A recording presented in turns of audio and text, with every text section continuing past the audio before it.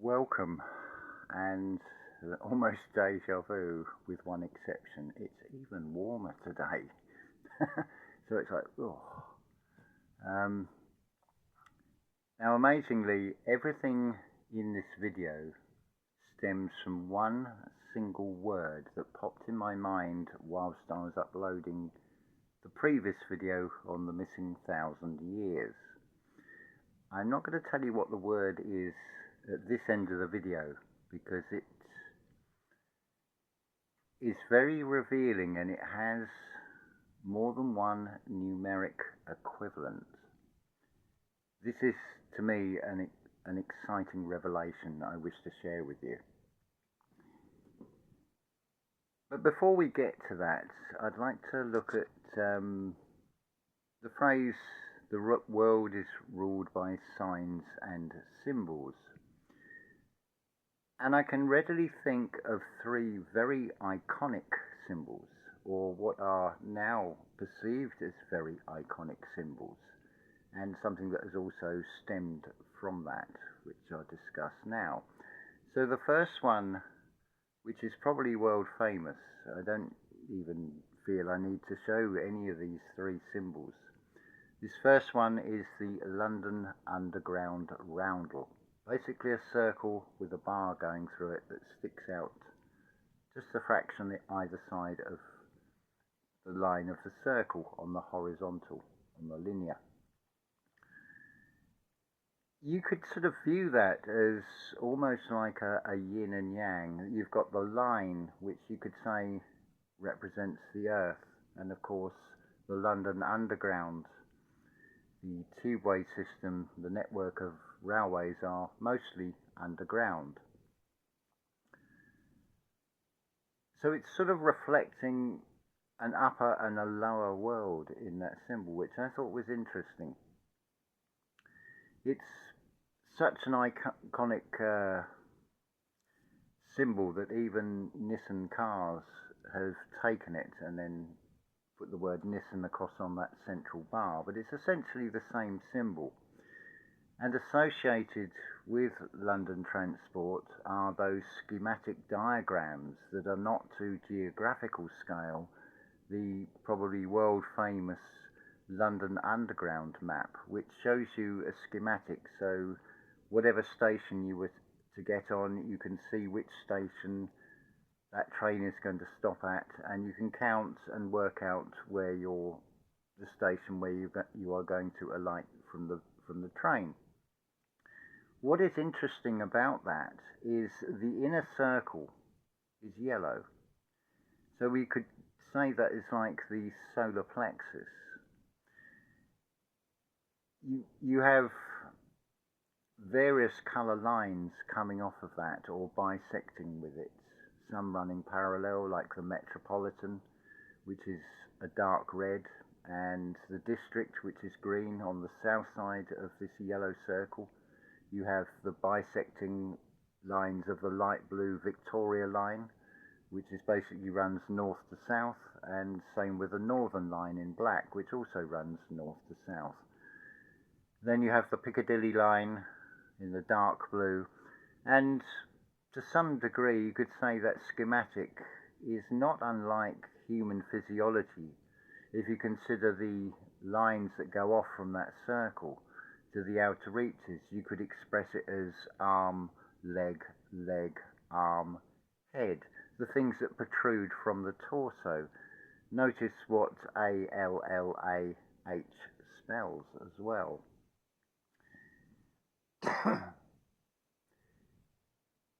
In some ways you can sort of see, I feel there's also a similarity to the Kabbalah tree, where you have the connecting lines and the interchanges represented by circles, usually on those things, which is not unlike that London Underground map. The second symbol, incidentally, these three symbols, when the industries were privatised, were retained by the government. So no matter what the franchise in the UK is for the railway station, you will always find the British Rail double arrow symbol, which is two lines and then an arrow and then a reversed arrow to represent the travel of two trains, one going east, one going west, as it were. Again, it's become an iconic symbol. But if you take that symbol and then you turn it that way, so your two vertical lines are going that way, and then instead of this double arrow, one is the reverse of the other.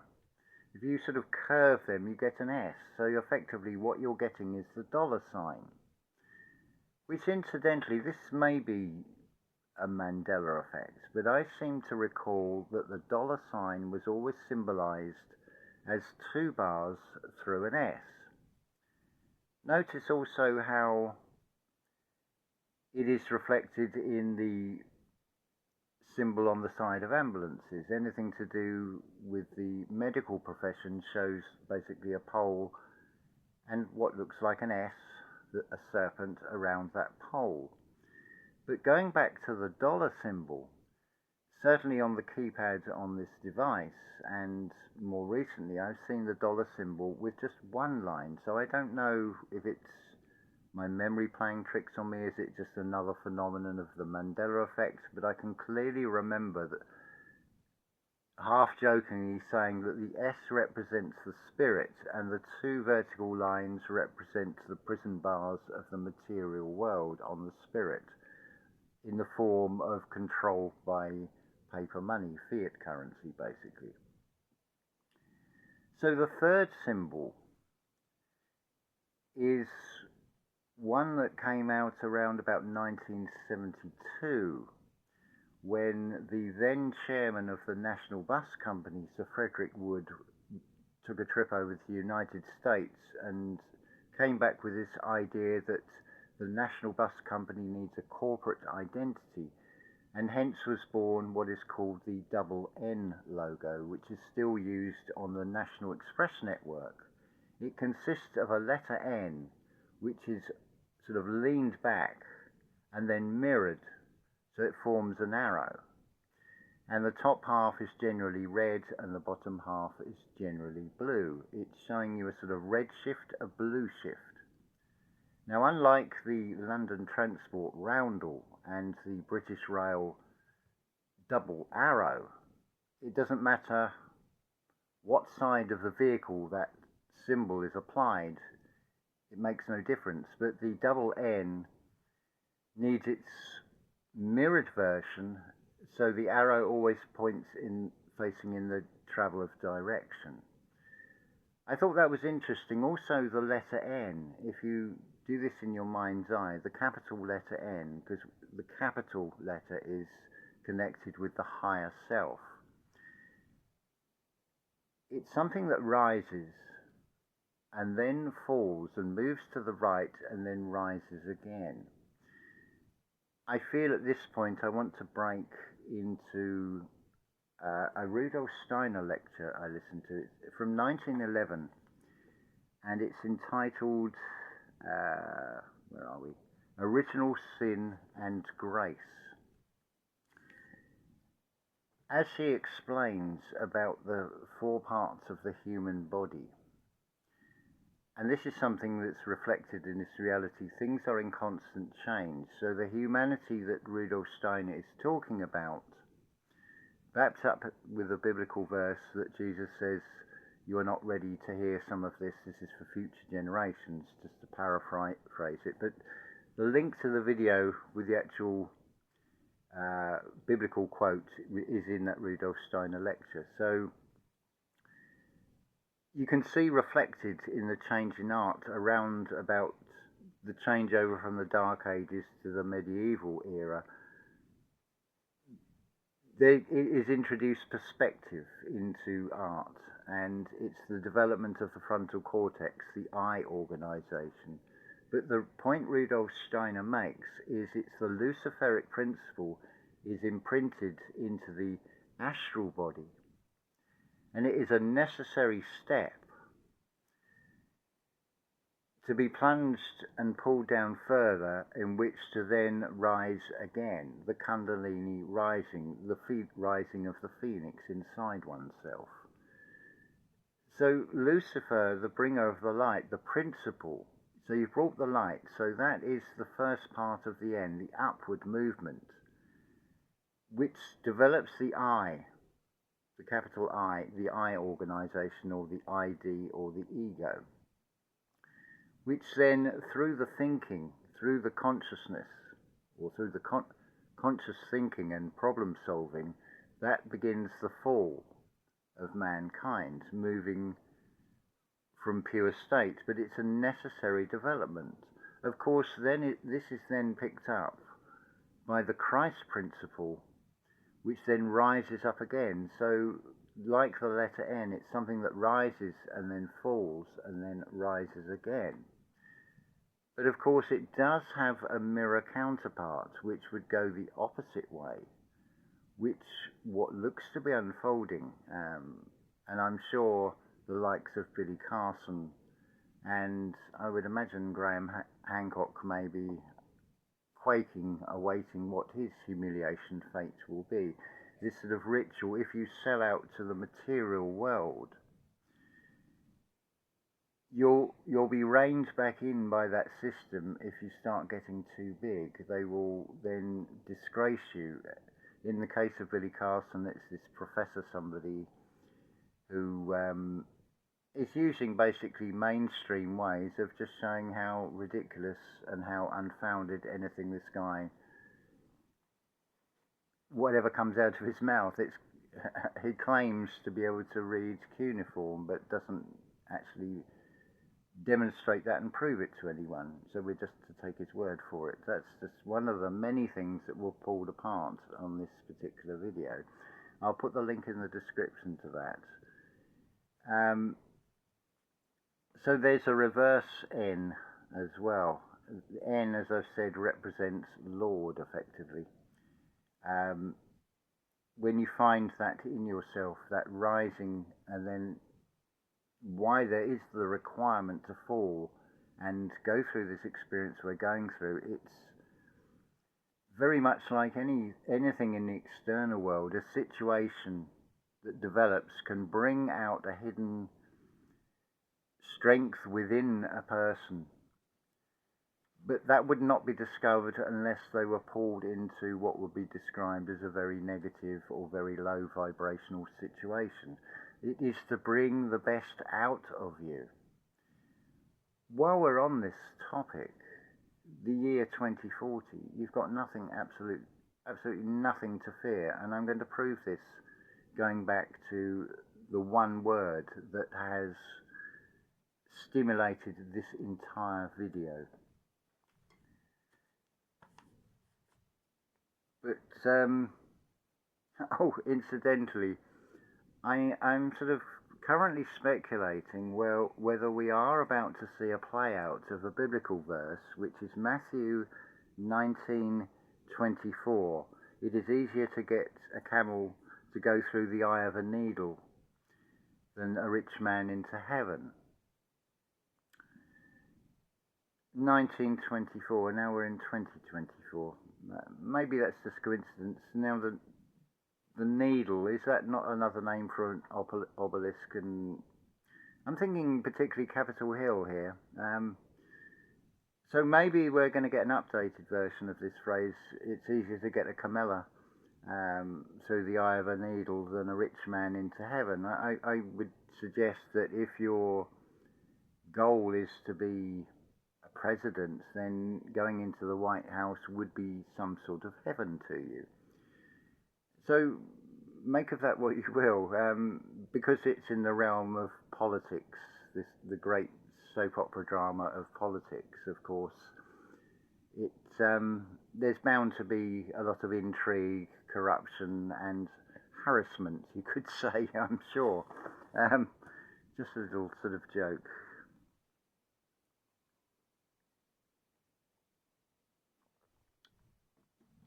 I'm having sips of coffee, but I'm having to intersperse it with water because it's like, it's superheating me.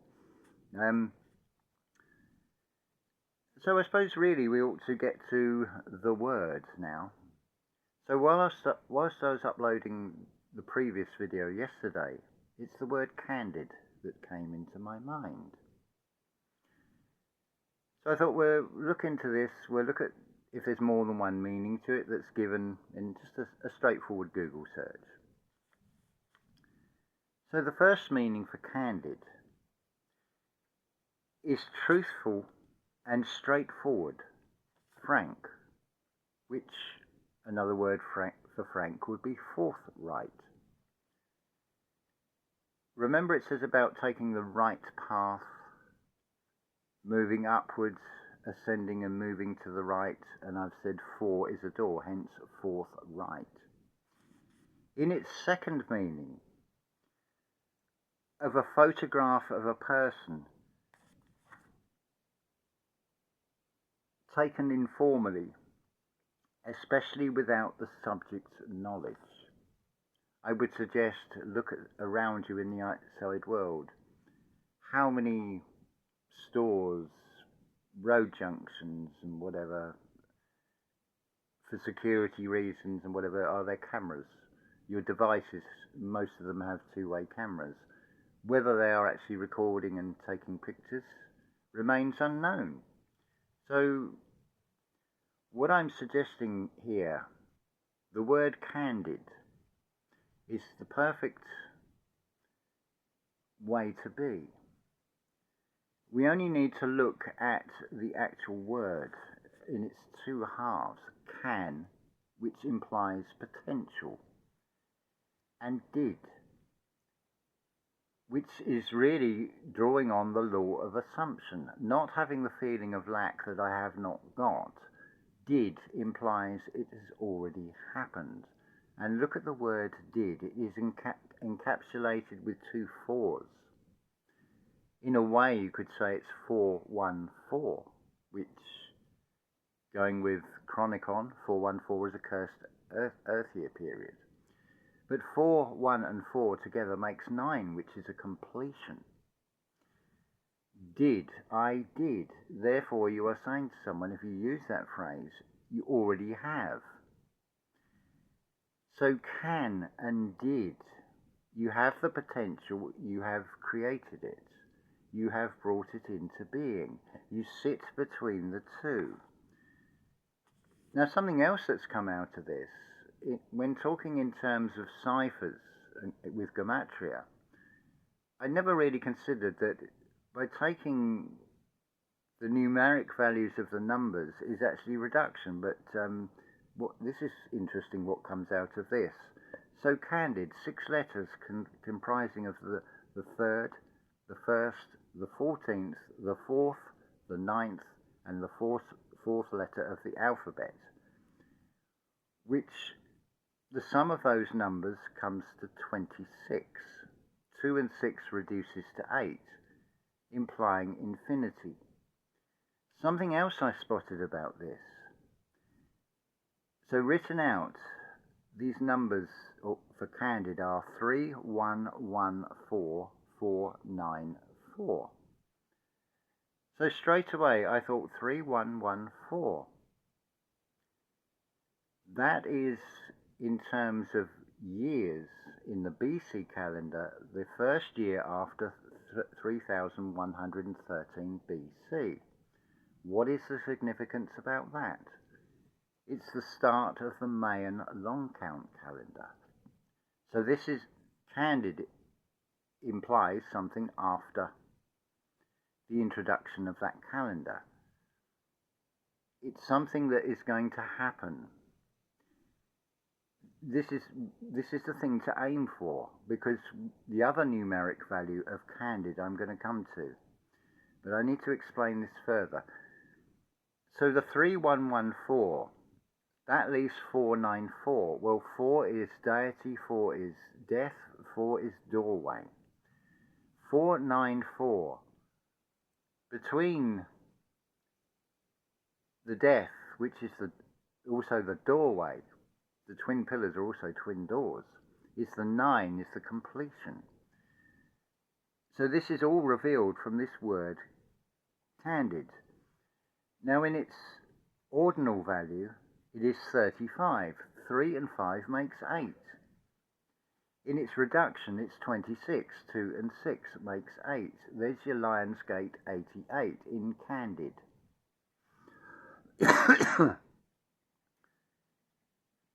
So, what has also come from that? Well, firstly, it is about being truthful and straightforward.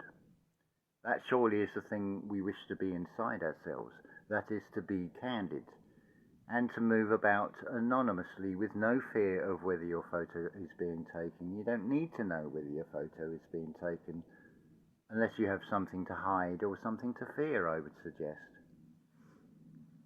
Does it really matter? If you don't know your photo is being taken, how do you feel?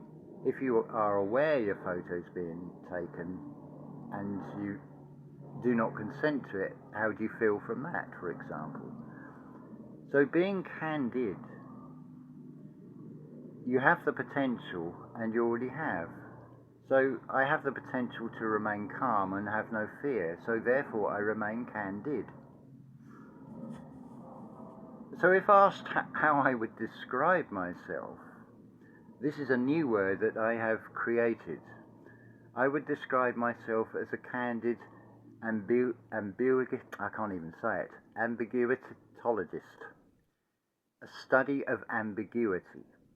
So what actually is ambiguity? It's a noun. Again, this is just from the Google search, the meaning of ambiguity. The quality of being open to more than one interpretation or inexactness. Well, so basically, an ambiguitologist is someone who looks at all the external, be it history, be it science, be it religion, and seeing that the whole thing is totally ambiguous. So it's a study of that. It's a study of the mirror. Can we see the mirror reflected in the external? I would suggest yes. In a physical form, if you look on the map, the outline of the west coast of Africa would seem to neatly join to the South American east coast. Consider also you have a Gulf of Mexico in the west. You have had a Gulf War in the east. If you take the Nile, you flip it over and then reverse it, overlay it over the Mississippi. The Mississippi is the only river that splits into four as described in Genesis. So you've got also expressions in concepts politically of the East and the West, be it Europe, East and West Europe, or the Far East and the Western world, Eastern Rome, Western Rome. You see how you have this mirroring with so much. That's on the external, which is reflecting the internal. Now, interestingly, I put in ambiguitologist into this gematria thing. It has a value, would you believe, of 179. So we add the 1 and the 7 and the 9, and of course you're going to get 17. 1 and 7 makes 8. So there's another 8. In reduction, it's 71. 7 and 1 is 8. So both Candid and Ambiguitologist both have numeric values of 8. But what happens if we come up with the phrase of a Candid Ambiguitologist? The two words will give you an ordinal value of 214, which is a 7, which is a number of divine. In reduction, it gives 97. Well, the 9 is a completion, 7 is divine. It all seems to be pointing the same way. But there is another numeric value, which I suggest is encapsulated in this word candid, and that is the number 2178. What is the significance of this number? I refer you over to Archaics channel if you wish to know about that. It's the only number that does not collapse back to 0. But let's look at this number. Let's split it into two parts, because it's easier to look at things if we compartmentalize and look at a section, but also look at the whole as well. So 2, 1. So it's showing a direction. I would suggest what it is alluding to with the 2 and the 1, the 21, the coming of age, is the alchemical marriage, the joining of the two hemispheres when two become one, when the conscious mind has the self-realization that you are a lord, you are El in an ordinary form, in an ordinary world, shall we say. So whilst you have gifts that to someone who has not found these, which could be described as superpowers and then over time passes into the realms of mythology, that you'd be seen as gods if you were, say, had something technologically advanced that the witness of this does not understand. It would seem to be a superpower, but these superpowers are not actually like that in the spiritual sense.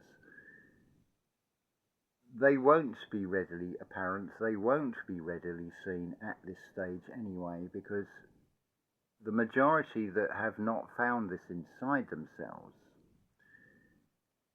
would be very fearful. You would end up with basically something like witch burnings. So when you say to me, I haven't found my spiritual path, I don't know what my gifts are, all will be revealed at the right time, I would suggest to that one. It's not that you don't have them, they're kept hidden for your own protection at this stage, on this world stage, you could say.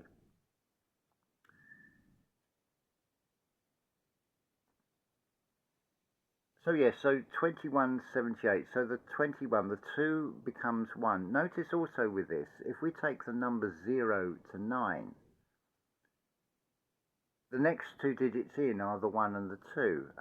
They're showing direction of travel, so that's why they're the other way round. They're also showing the mirror and duality, because the other 2 numbers go in the right direction, if we're counting up, from 7 to 8, which is 1 in from 9. So it's showing a balance between the 0 and the 9, between 1 and 8, because you are 1 and you're an immortal soul, you are infinite.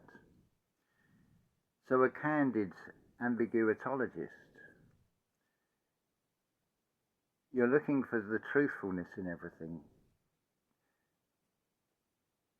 You're finding that foundation inside yourself is straightforward.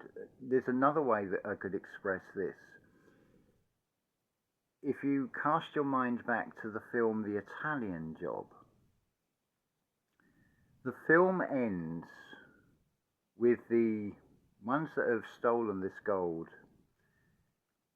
I don't know if it was 10 or so men on this coach. And it's like it's seesawing on the edge of this cliff. The load inside that coach, these gold bars, is all shifted up to the rear, so it's hanging over. They now have this predicament. Everything is held in the balance, you could say, because they can't all jump off that vehicle in one go. If one tries to leave, then the whole coach is going to, there's the fall of man, chasing the goal. But it's also showing you in that if the foundation stone is not secure, it is not found, if you have not got a foundation in truth, that wealth inside you will slip and it will pull you further down. It is something you have to be more than certain, you have to be sure. This is why you have the story of Christ standing on the shore, because he is on solid foundation. He's speaking from a perspective of gnosis, of inner knowing, and saying, cast your nets over to the other side, referencing the 2. The 153 fishes, there's the 8. 1 and 5, and sorry, there's the 9, the completion, sorry. But out of that, it also does disguise. There's 1-8 and there's also a 1-3-8, sort of very subtly encoded, or that's what I can see it in it anyway. So yeah, I'll put the link in the description, the Rudolf Steiner lecture on original sin and grace. I feel that will help you come to terms with yourself. Remember, and this is something that Jason of Archaics has pointed out, the tree of knowledge of good and evil is in the Garden of Eden prior to Adam and Eve. Whatever the way you take that story, whether you take it as literal or whether you take it as metaphor or as revealing something about yourself, what it is telling you is that the evil predates man. This is backed up by what Rudolf Steiner says, that we are taking on karma that was not ours. But is that not what the Christ figure does, is take on the sins of the world that predate this figure? These are just archetypes. It doesn't matter whether you want to take it as a piece of history. It is certainly spiritual history. It is a guidebook. The Yahweh, if you consider it's the voice from behind the fiery mountain or the burning bush, I would suggest on the internal, it is coming from behind the pineal gland, the cerebellum. This is where the claustrum is that sends the gifts down into the body. This comes from Santo Spinacci in Syncretism, by the way. Credit where it is due. But it makes absolute sense. The bellum, the bell, it's what sends the gifts down to the other chakras. You have to have that downward descent. It's the same with the chakra system. It's shown in that. The place of the sun is the solar plexus. There is a sacral chakra and a root chakra. So for the phoenix to rise, for the kundalini rising, for the Christ consciousness to be risen up into the heavens, requires the fall first, reflected in that National Express symbol, that double N. Notice the red and blue shift. Notice the mirroring. Notice, because it's on a vehicle, that on one face, one side of that vehicle, it will face in one direction. But to show the direction of travel on the other side, it has to face in its opposite direction. These are all signs and symbols to guide, and they do rule the world, you could say, because these, what are classed as iconic symbols from the transport industry, i.e. that London Transport roundel, the British Rail double arrow, and the double N of National Express, are still government retained. So the whole railway network, National Railway Network in the UK, whatever station you go to, regardless of franchise, will always have that double arrow symbol. The underground stations will always have that roundel symbol. The maps and things will always reflect this as well, the schematics and things. But it's worth going that bit deeper into the underground, shall we say. Looking at that schematic, look at what is also revealed in that. The colours, everything has a meaning to it. If it's there for us to find. Maybe you think this is a load of crap that I'm just talking here. That's your opinion. I'm just sharing what has all stemmed from this word candid. The whole lot of this has just come from that word popping into my mind. What's readily associated, if you're of a certain age in the UK, I believe it was on the BBC, about the same time as the film The Italian Job, there was a series called Candid Camera. And the opening story, as it were, that was shown was to have this car with no engine in it, push down the hill, and it arrives at pulls into a garage forecourt. This is in the era when you had petrol pump attendants who would come out, and of course they've lifted up the bonnets and lifted up the boots, the trunk, or the hood, to use the American phrases, and scratching his head and looking rather puzzled. And of course we all laughed at this. But comedy is come die, because what is really being reflected? It is sadistic humour, really, because we're laughing at ourselves. That's the pitiful part about it, because what that story is reflecting is we haven't got the intelligence to work out that we've lost our engine. We've lost our internal drive, our mechanism that empowers us. It's basically another metaphor that is guiding humanity. Yes, it's come from the system, but as I've proven, at least to myself, that this force is far stronger. This energy, whatever you want to call it, is far stronger. It can permeate through Ethernet cables, it can permeate through Wi-Fi signals, it can permeate through anything and everything. There is nothing in this reality that it can't permeate through. Seek and ye shall find. So even looking at a London Underground map reveals far more than just where one station is in relation to another and which line I need to be on to get to that particular station. It tells me far more. It's a map to reflect upon about one's internal self. But I just thought this was amazing. So what I'm suggesting here is the word candid has a numeric equivalent of 2178. From that, I feel if we express 2178 as a sentence of words, when you find the oneness in yourself between your conscious and your subconscious, your alchemical marriage, that is your divine completion, your number 7, which then you realize you are an immortal soul, which is the 8. That is the 2178. Find that inside yourself. Bear in mind that whatever happens in the internal is then played out in the external. So yes, there will be a 2178 where everything is switched off.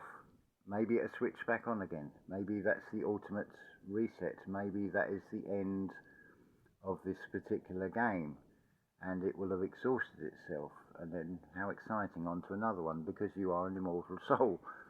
So the story never ends. It just evolves. Again, coming back to what Rudolf Steiner said in this original Sin and Grace. It's a very concise lecture from 1911, which will give you a bit more understanding or inner standing, give you that underground map of yourself, that you are 4 bodies in one.